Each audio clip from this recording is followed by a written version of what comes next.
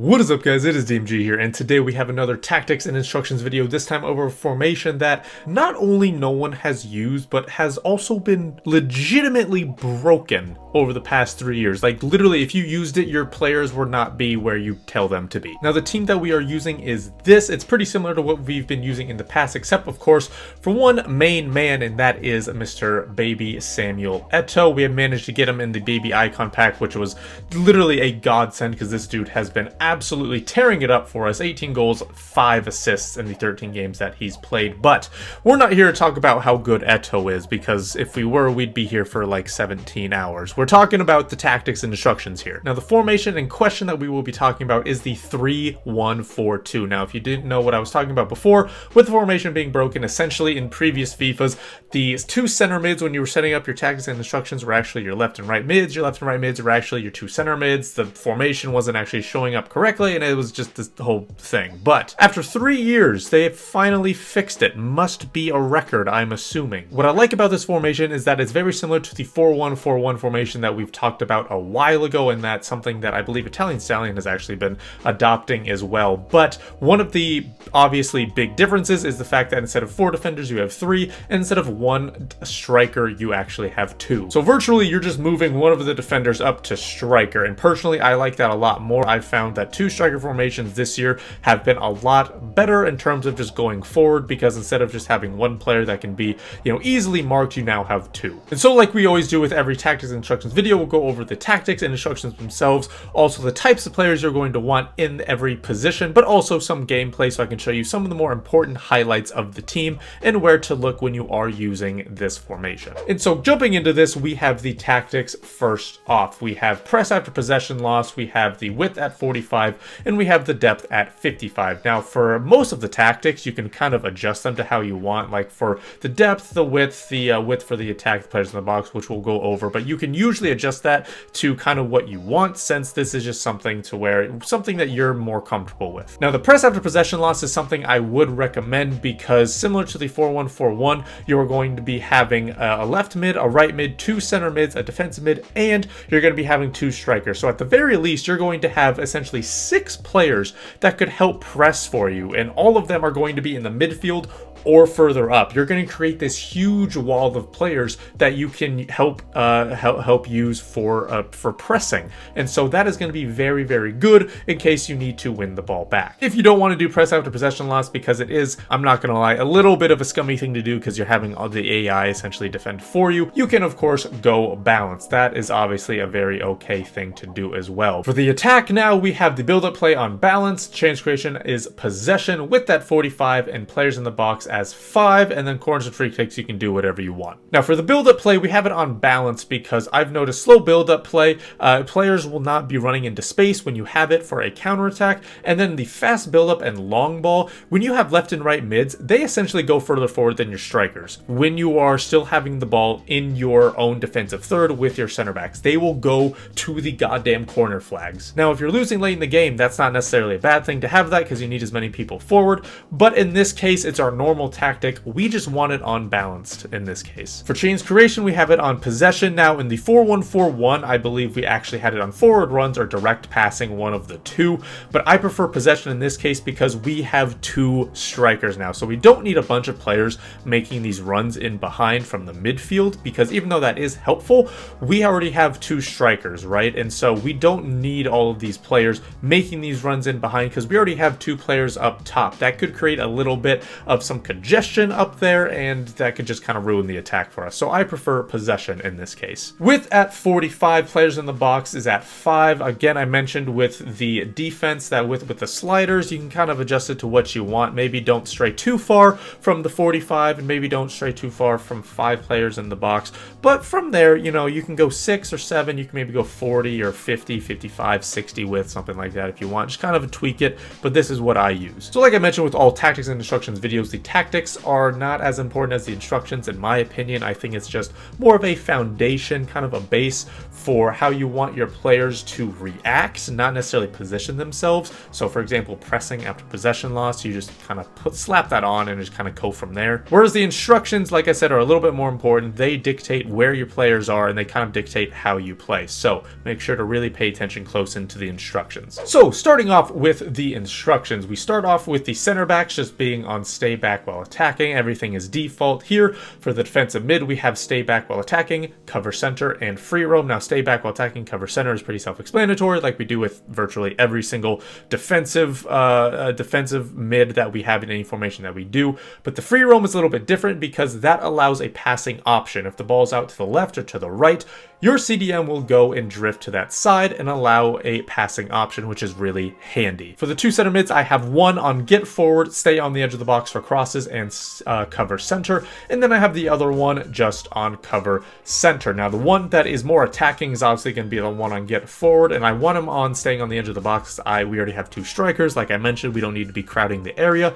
For the other center mid, if he's a little bit more of a box-to-box, he can go forward, he can go back, kind of like in Tekka. We just have it on balance. Now, I have also used him on stay back while attacking, and that is actually kind of nice to have in case you are maybe not the best at defending or you do need some defensive support. So stay back while attacking is not necessarily a bad thing either. Just kind of choose which one that you want to do between stay back while attacking and balance attack. For the left and right mids, we have them both on stay wide to create some width for us and maybe provide a little bit of confusion against the opposition left and right backs. And then for the two strikers, we just have them both on stay central. Now, before we get into the gameplay, I do also want to mention the types of players that you need because it actually is a little bit different to some of the other formations that we've done in the past. Starting off with the defense, essentially any center back that you are okay with and that you really like, they are going to be good in this case. You don't really need anyone special here. For the defensive mid, however, this is where it starts to get a little bit different. We want our defensive mid to be obviously very good at the defensive mid role, at least the classic defensive mid role, getting balls, getting interceptions, tackles, things like that. So something like Conte would be good, but you also want them to be good at passing because again, they are on free roam. They will be making themselves available for passes to, receive them and then also to make them. So make sure that you do have a good passing defensive mid. Also one with at least medium high work rates. That is vital in this position. For the two center mids, obviously the one on get forward can maybe be a little bit more attacking. Fakir is honestly not even that good at defending, so it's not a huge deal. Whereas the other one, Randy and Tekka here, is going to be someone that is more of a box-to-box, preferably someone that does have high work rates. Now, again, and Tekka does not have high work rates. He does have high medium, but I've been using him. We've made it into, the top tier divisions, so high medium is okay here, but high would probably be better. For the outside mids, I would like them to be high work rates because something I've noticed with Carrasco specifically is that he essentially plays like a left back, a left wing back, a left mid, and a left winger. He literally runs his ass all the way up and down the field constantly, more so than Cuadrado. And Carrasco doesn't really need to be great at defending because it's just another body, right? As long as you can kind of, shift your way between, left and right, kind of jockey, make sure that your opposition is kept at bay. You don't need the best defending player. High work rates are so good at the left and right mid spot. So really try to do that. But again, it's not like something that you absolutely need because again, I've been using Cuadrado on the other side. And he's been just as good too. And finally, for the strikers, you don't really need anyone special, kind of like the center backs. Anyone that you kind of like is most likely going to be doing well here. So I do really want to point out that the defensive mid spot is very important, preferably having good center mids and also having the correct work rates on your left and right mids as well. So essentially the midfield is going to be really where you want to put the specific players. So keep that in mind when you are choosing your team. Finally, I'm going to be showing you guys some gameplay and just kind of showing you what you really want to look for when you're attacking, looking for certain triangles, looking for certain movements, and why we have instructions on the way that we have them. Now, first up, I want to mention the triangles on the wings. This is where it's going to be very good to really be looking for it here. So we get the ball with Tekka here, our left center mid. We look to get our ball to the striker so then we can get the ball to Carrasco. So what we do in this case, when we get the ball to Inteca, we actually just trigger a run with Carrasco before we even do so. So right here, we get the ball, and I'm already pressing L1 to send Carrasco forward. So then we can pass the ball to Inteca here, and then Eto'o will be passing the ball through to Carrasco. So as you can see, when we play this clip again, we get it to Eto'o, we get it to Carrasco, and that's really going to free up a lot of the space here. Now, unfortunately, Carrasco does not finish here, but if you do have a solid shooting player like Carrasco most of the time, I do feel as though he will be making that. That is a clear-cut opportunity for you. Now, I will be showing another clip of the triangles on the wings just because it is very, very important to find. So, in this case, it's on the other side now where we have our right center mid, Fekir, our right mid, Cuadrado, and our right striker, Chiesa. So, we get the ball to Fekir here, and we just send Cuadrado on this run forward. And what we do from there is essentially, when we have the ball for Fekir, we just essentially kind of try to make the opposition forget about Cuadrado, right? So we get the ball to Fekir here, right? We get the ball to Fekir, kind of dribble with him. We get the ball to Chiesa here, and then once we do that, Cuadrado is going to be wide open. So if we take a look at the clip, we'll play it here. Again, we send Cuadrado forward, get the ball forward to Chiesa, and then we send Cuadrado forward. The reason why I'm highlighting this is just because adding width to your team is really, really helpful when you're creating space in the attack, because if you can attack those wings, that means there's going to be more space in the middle, and the players who are going to be attacking, like your two strikers, your center mid who's on get forward, potentially your other center mid who's just on balance, potentially your other winger.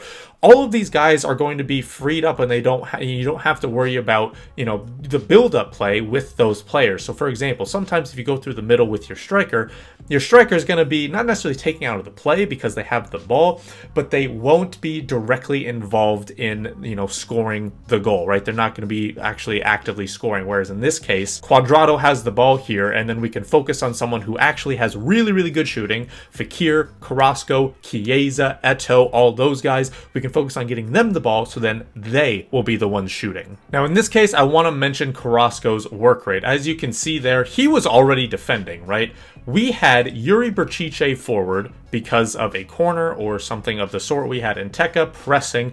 Carrasco, with his high work rates, was back at left center back. That's what I was talking about before, where he essentially played left back, left wing back, left mid, left wing, and essentially he actually just played left center back. He played every single spot on the field on that left side, and that's why the work rates are so important. So again, I'll show you here, right? Here's Carrasco, here's Yuri Berchiche, here's Inteca. This is Carrasco. He's covering in that spot. I guarantee that if he had high medium work rates, he wouldn't be doing that. Do you want to know how I know that? Because Cuadrado up here, right? Cuadrado, yeah, he's a right back, but he has high medium work rates.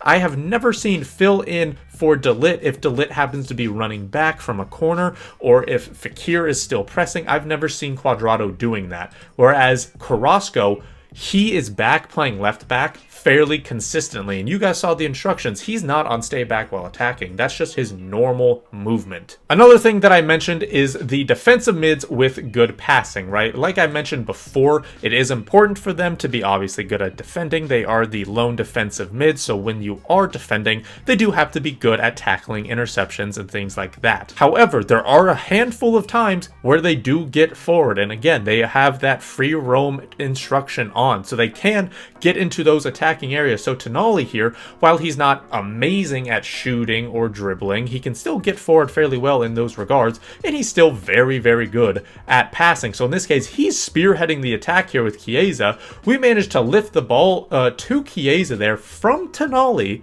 and we managed to score. So again, I wanted to highlight the fact that your defense mids do have to be good, at least at passing, when it comes to when it comes to that position. Now, the last thing I want to highlight is the movement from your center mid who is on get forward. Now, it could be your left or right center mid that is on get forward. It's not specific to one side. In this case, it's Fekir who is on the right side. I've mentioned before how much I love those late runs from the midfield, because most of the time your opposition isn't going to be looking for it, and then the opposition AI does not know what to do with it. And in this case, when we have two strikers who, the defense is essentially going to have their hands full with that the entire time, a late run from a midfielder, specifically a center mid, is going to be deadly. So in this case, again, we have the ball here, we intercept it well, and look what happens, right? We get the ball up to Chiesa. Eto'o is making this run in behind, right? Now, if Chiellini here, or whoever his defender is, if this guy does not cover the run of Eto'o and he stays to cover this run of Fekir,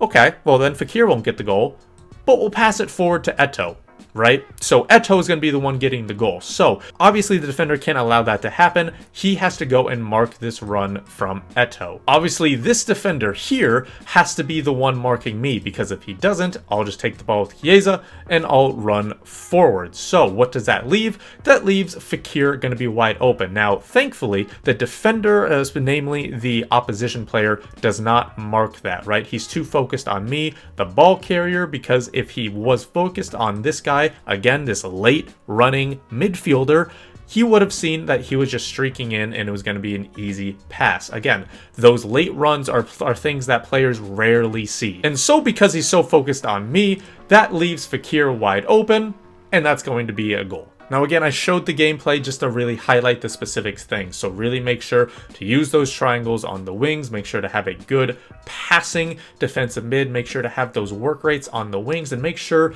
to have one of your center mids on get forward, because all of these things are really going to create and are just going to be very vital in creating a very good formation and use of this 3-1-4-2. So that is going to do it for this video, guys. Hopefully you did enjoy it. If you do have any questions, be sure to leave them in the comments and I'll try to answer them for you. But like I said, that is going to do it. Thank you guys so much for watching. This has been DMG. Peace.